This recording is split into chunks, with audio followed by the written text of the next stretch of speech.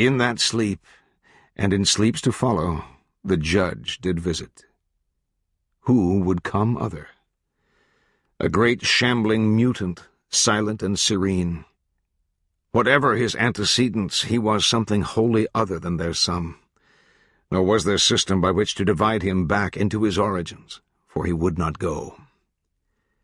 Whoever would seek out his history through what unraveling of loins and ledger books must stand at last darkened and dumb at the shore of a void without terminus or origin.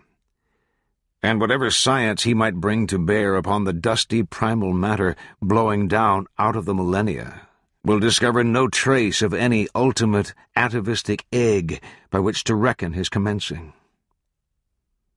In the white and empty room he stood in his bespoken suit, with his hat in his hand, and he peered down with his small and lashless pig's eyes, wherein this child, just 16 years on earth, could read whole bodies of decisions not accountable to the courts of men.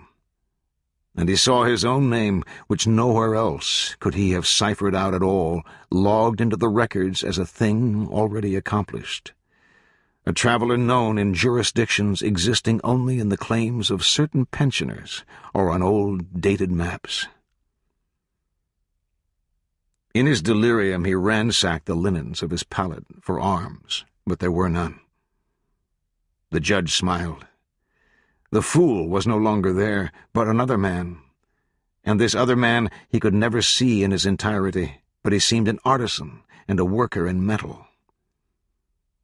The judge enshadowed him where he crouched at his trade, but he was a cold forger who worked with hammer and die, perhaps under some indictment, and an exile from men's fires, hammering out like his own conjectural destiny all through the night of his becoming some coinage for a dawn that would not be.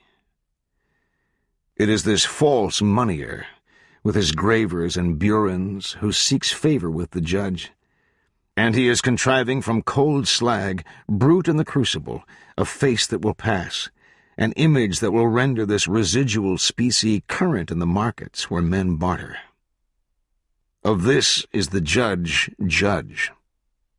and the night does not end.